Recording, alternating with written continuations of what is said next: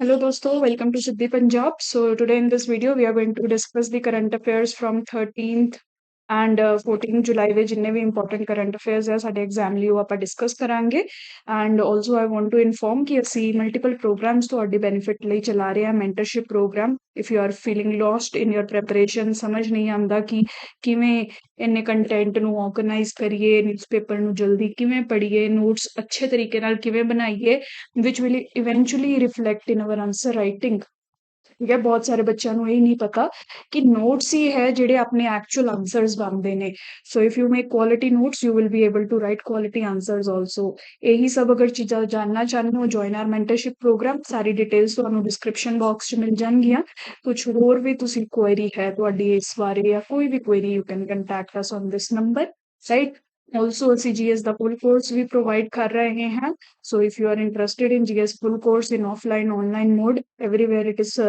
in both the modes it is present again you can contact us on this number Punjab PCS relevant prelims ਲਈ test series ਚਾਹੀਦੀ ਹੈ again we can provide you the facility so just contact us on this number if you are in need of any course or assistance we will be there to help you right now let's proceed ਆਪਾਂ ਇਹ ਚਾਰ question topics ਛੋਟੇ ਵੱਡੇ ਅੱਜ ਆਪਾਂ discuss ਕਰਾਂਗੇ flooding ਤੇ ਕੱਲ ਹੀ ਆਪਾਂ ਪੂਰੀ ਡਿਟੇਲ ਚ ਮੈंने ਪਿਛਲੀ ਡਿਸਕਸ਼ਨ ਚ ਕੀਤਾ ਹੈ ਪੂਰਾ ਫਲੱਡਿੰਗ ਦਾ ਜਿੰਨਾ ਵੀ ਇੰਪੋਰਟੈਂਟ ਕੰਟੈਂਟ ਹੈ ਉਹ ਤੁਹਾਡੇ ਨਾਲ discuss if you have want to listen that video ਤਾਂ 11 12 ਜੁਲਾਈ ਦੀ ਵੀਡੀਓ ਦੇਖੋ you will get the details ਇੱਕ ਐਡੀਸ਼ਨਲ ਪੁਆਇੰਟ ਐਗਜ਼ਾਮਪਲ ਟਾਈਪਸ ਆਇਆ ਸੀ ਉਹ I will just show you here just to make you understand more about the point this has been included ਉਹ ਤੋਂ ਬਾਅਦ ਇੰਡੀਆ EU ਟਾਈਜ਼ ਚ ਕੁਝ negative development ਹੈ we will see that UN ਦਾ ਨਵਾਂ ਇੰਡੈਕਸ ਆਇਆ ਹੈ which is telling us about the poverty in India ਇਹਦੀ ਥੋੜਾ ਡਿਟੇਲ ਦੇਖ ਲਵਾਂਗੇ and then finally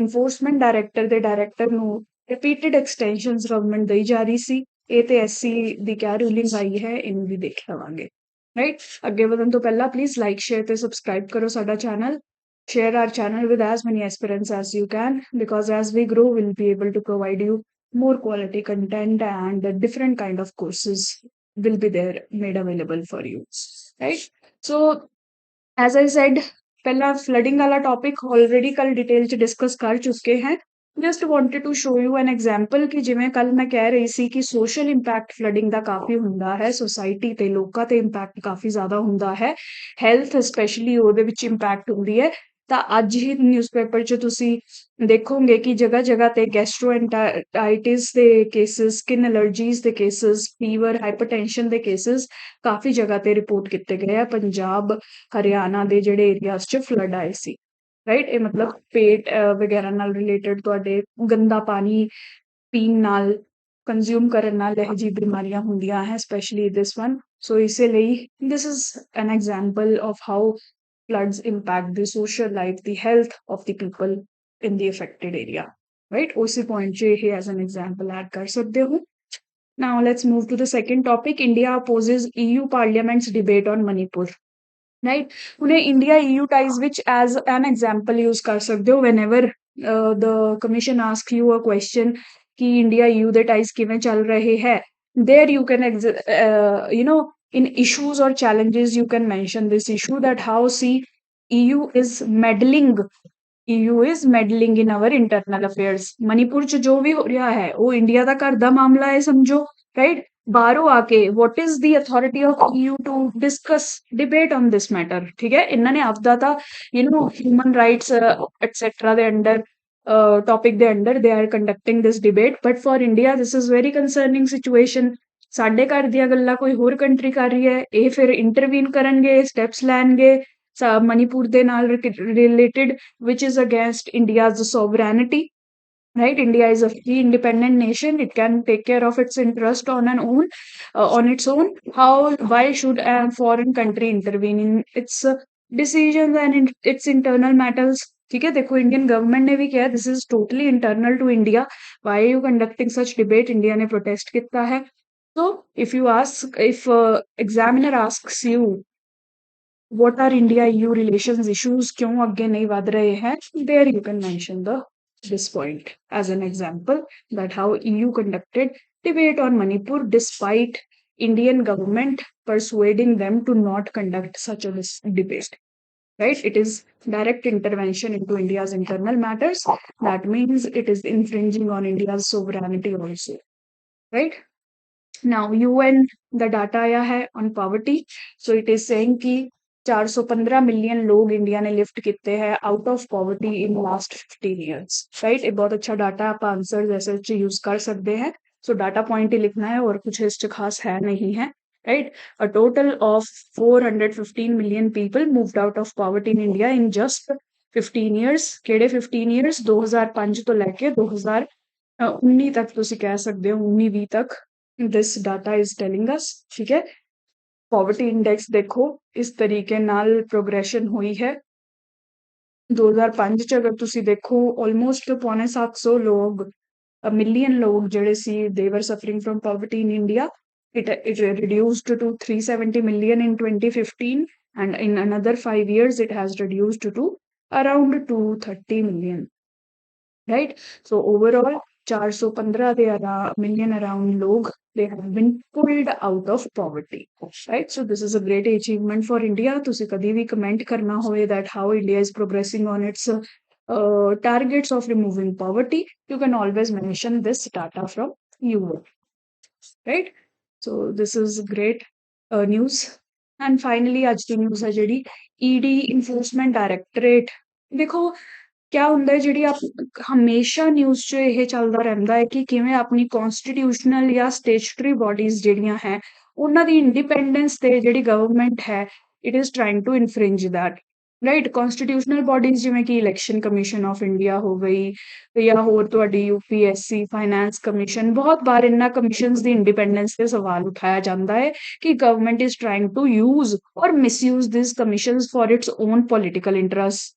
ਐਵੇਂ ਹੀ ਹੁਣ ਸਟੇਸ਼ਨਰੀ ਬਾਡੀਜ਼ ਜਿਵੇਂ ਕਿ CBI DSPE ਐਕਟ ਦੇ ਅੰਦਰ ਬਣੀ ਹੈ, ਦਿੱਲੀ ਸਪੈਸ਼ਲ ਪੁਲਿਸ ਐਕਟ ਦੇ ਅੰਦਰ, ਠੀਕ ਹੈ? ED ਅਗੇਨ ਸਟੇਚੂਟਰੀ ਬਾਡੀ ਹੈ, ਰਾਈਟ? ਇਸ ਤਰੀਕੇ ਨਾਲ CIC ਜਿਹੜੀ ਕਿ ਸੈਂਟਰਲ ਇਨਫੋਰਮੇਸ਼ਨ ਕਮਿਸ਼ਨ ਹੈ, ਰਾਈਟ? ਇਸ ਤਰੀਕੇ ਨਾਲ ਬਹੁਤ ਸਾਰੀ ਬਾਡੀਜ਼ ਹੈ ਜਿਹੜੀਆਂ ਕਿ ਲਾਅ ਦੇ ਅੰਡਰ ਬਣੀ ਹੈ।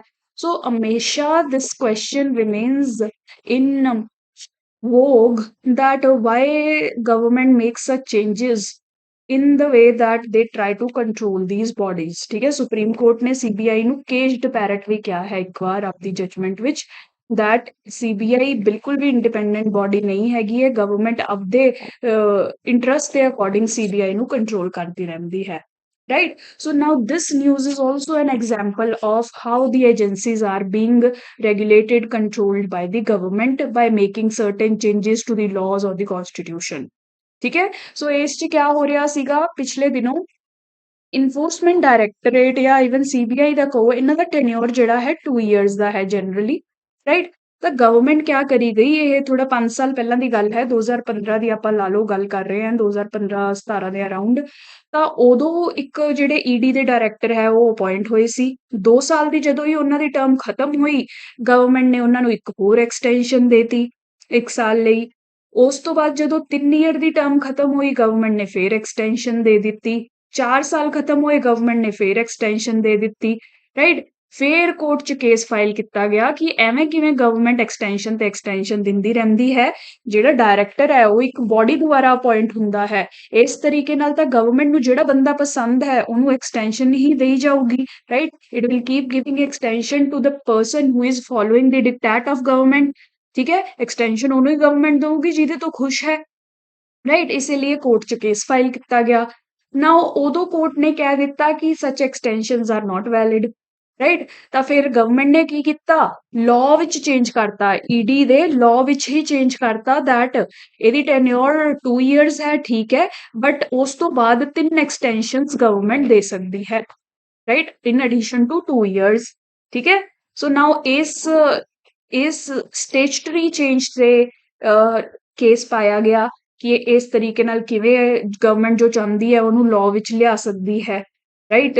ਮਤਲਬ ਇਹ ਇਹਦੀ ਬੋਡੀ ਦੀ ਇੰਡੀਪੈਂਡੈਂਸ ਨੂੰ ਖਰਾਬ ਕਰੇਗਾ। ਜਿਹੜਾ ਬੰਦਾ ਗਵਰਨਮੈਂਟ ਦੀ ਗੱਲ ਮੰਨੇਗਾ ਉਹਨੂੰ ਐਕਸਟੈਂਸ਼ਨ ਮਿਲਦੀ ਰਹੇਗੀ ਮਿਲਦੀ ਰਹੇਗੀ ਮਿਲਦੀ ਰਹੇਗੀ ਅਕੋਰਡਿੰਗ ਟੂ ਦੀ ਲਾਅ, ਸਭ ਲੀਗਲੀ ਵੀ ਹੋਏਗਾ, ਹਨਾ? ਬਟ ਜਿਹੜਾ ਗੱਲ ਨਹੀਂ ਮੰਨੂਗਾ ਉਹਨੂੰ 2 ਸਾਲ ਬਾਅਦ ਹੀ ਖਤਮ ਕਰ ਦਿੱਤਾ ਜਾਏਗਾ। 2 ਸਾਲ ਦੀ ਤਾਂ ਪਰਮਾਨੈਂਟ ਟੈਨਿਓਰ ਹੈ ਹੀ ਹੈ।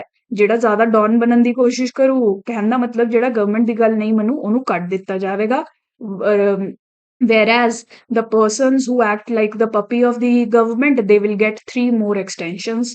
ठीक है, इसलिए केस पाया गया। ਤਾਂ ਹੁਣ ਸੁਪਰੀਮ ਕੋਰਟ ਦੇ ਫੈਸਲੇ ਤੇ ਨੇ ਨਿਊਜ਼ ਆਈ ਹੈ ਕਿ ਹੁਣ ਸੁਪਰੀਮ ਕੋਰਟ ਨੇ ਇਹ ਲੀਗਲ ਚੇਂजेस ਦੁਆਰਾ ਜਿਹੜੀ ਐਕਸਟੈਂਸ਼ਨ ਗਵਰਨਮੈਂਟ ਨੇ ਅਲਾਉ ਕੀਤੀ ਹੈ, ਇਸ ਤੇ ਸੁਪਰੀਮ ਕੋਰਟ ਨੇ ਕਿਆ ਕਿਹਾ ਹੈ ਉਹ ਆਪਾਂ ਦੇਖਦੇ ਹਾਂ। ਦੇਖੋ ਸੁਪਰੀਮ ਕੋਰਟ ਨੇ ਕਿਹਾ ਕਿ ਜਿਹੜਾ ਗਵਰਨਮੈਂਟ ਨੇ ਲੀਗਲ ਚੇਂਜ ਕਰਕੇ 3 ਐਕਸਟੈਂਸ਼ਨਸ ਦੀ ਪ੍ਰੋਵੀਜ਼ਨ ਐਡ ਕੀਤੀ ਹੈ, that we stand okay with कि ये ठीक है, this is not infringing on any any constitutional judgment कि ਇਹ law ਚ amendment ਕੀਤੀ ਹੈ ਤਾਂ government law ਦੇ according ਕੰਮ ਕਰ ਸਕਦੀ ਹੈ, right? They have not declared it null and void, which is a very concerning problem for the activist। They are saying कि government ਜਦੋਂ ਵੀ ਕੁਝ ਵੀ ਚਾਹੇਗੀ, it can write in the law। ਦੇਖੋ government majority 'ਚ ਹੈ ਕਰੰਟਲੀ, ਤੁਸੀਂ ਦੇਖੋ ਤਾਂ opposition ਆਪਣੀ ਵੀਕ ਚੱਲ ਰਹੀ ਹੈ, ਤਾਂ ਇਹ ਜੋ ਚਾਹੁੰਦੀ ਹੈ ਆਪਦੀ ਮਰਜ਼ੀ ਨਾਲ ਲਾਅ ਵਿੱਚ ਚੇਂजेस ਲਿਆ ਕੇ ਆਪਦੀ ਮਰਜ਼ੀ ਪੂਰੀ ਕਰ ਲੈਂਦੀ ਹੈ। ਜਿਵੇਂ ਕਿ ਇਸ ਕੇਸ 'ਚ ਹੋ ਰਿਹਾ ਹੈ 3 ਈਅਰ ਦੀ ਐਕਸਟੈਂਸ਼ਨ ਜਾਂ 3 extension they are allowing a person to have as the ED director। So this will infringe on the independence of the ED director, है ना? ਇਹ ED director ਨੂੰ ਕਹਿਣਗੇ ਕਿ ਅਗਰ ਤੁਹਾਨੂੰ ਐਕਸਟੈਂਸ਼ਨ ਚਾਹੀਦੀ ਹੈ work as we say, right? Next extension ਚਾਹੀਦੀ ਹੈ ਅਗਲੇ ਸਾਲ ਲਈ ਉਵੇਂ ਹੀ ਕੰਮ ਕਰੋ ਜਿਵੇਂ ਅਸੀਂ ਕਹਿ ਰਹੇ ਹਾਂ, ਰਾਈਟ? ਸੋ ਇਸੇ ਲਈ ਫਰਸਟ ਇੰਪਲੀਕੇਸ਼ਨ ਤਾਂ ਇਸ ਰੂਲਿੰਗ ਦਾ ਇਹੀ ਹੈ ਕਿ ਐਸਸੀ ਨੇ ਆਪਦਾ ਰੋਲ ਤਰੀਕੇ ਨਾਲ ਫੋਲੋ ਨਹੀਂ ਕੀਤਾ ਹੈ। They are allowing government to impinge on the independence of these institutions, right? So ਇਹ ਐਸਸੀ ਨੇ ਇਹਨੂੰ piecemeal extensions ਦਾ ਨਾਮ ਦਿੱਤਾ ਹੈ and activists are saying that this will result in questioning the credibility of these premier institutions like ED and CBI ਕਿ ਇਹਨਾਂ ਨੂੰ government easily control ਕਰ ਸਕਦੀ ਹੈ। The government will use carrot and stick policy to control these directors। ठीक है, carrot and stick, carrot मतलब 1 year ਦੀ extension, stick मतलब you will be fired out of the position after 2 years। ठीक है, तो ਜਿਹੜਾ ਮੰਨੂਗਾ ਉਹਨੂੰ carrot ਮਿਲੇਗੀ, ਜਿਹੜਾ ਨਹੀਂ ਮਿਲੇਗਾ ਉਹ obviously। So carrot and stick policy use ਕਰਕੇ ਗਵਰਨਮੈਂਟ ਅਗੇਨ ਇਹ ਡਾਇਰੈਕਟਰਸ ਨੂੰ ਕੰਟਰੋਲ ਕਰ ਸਕਦੀ ਹੈ। ਸੋ ਇਹਨਾਂ ਏਜੰਸੀਜ਼ ਦੀ ਆਪਰੇਸ਼ਨਲ ਇੰਡੀਪੈਂਡੈਂਸ ਤੇ ਵੀ ਸਵਾਲ ਉੱਠਦਾ ਹੈ ਐਂਡ ਇਹਨਾਂ ਏਜੰਸੀਜ਼ ਨੂੰ ਗਵਰਨਮੈਂਟ ਆਪਦੇ ਇੰਟਰਸਟ ਦੇ ਅਕੋਰਡਿੰਗ ਮਿਸਯੂਜ਼ ਕਰ ਸਕਦੀ ਹੈ, right? So this is a very arbitrary kind of change that the law matlab the government has brought out in the law। So this should have been nullified by the Supreme Court according to the activists, but this has not happened। ਤਾਂ ਇਹਨੂੰ as an example ਆਪਾਂ use ਕਰ ਸਕਦੇ ਹਾਂ ਕਿਸੇ ਵੀ body ਤੇ question ਆਵੇ ਤੁਹਾਨੂੰ कि how these bodies are functioning in India, you can always mention that such kind of issues are there। For example, like enforcement directorate issue giving piecemeal extensions to the director of ED। ਇਸ ਤਰੀਕੇ ਨਾਲ ਇਸ example ਨੂੰ use ਕੀਤਾ ਜਾ ਸਕਦਾ ਹੈ, right? that is all for this discussion। ਅਗਰ ਤੁਹਾਨੂੰ ਹੋਰ ਕੋਈ ਵੀ ਡਾਊਟ ਕੁਐਰੀ ਡਿਸਕਸ਼ਨ ਤੁਸੀਂ ਆਪਦੀ preparation regarding ਕਰਨਾ ਚਾਹੁੰਦੇ ਹੋ, you can always contact us at this number। we will give you dedicated time when you can share your doubts, your issues, your preparation related confusions with me। Okay, so that is all for today। Thank you so much for watching।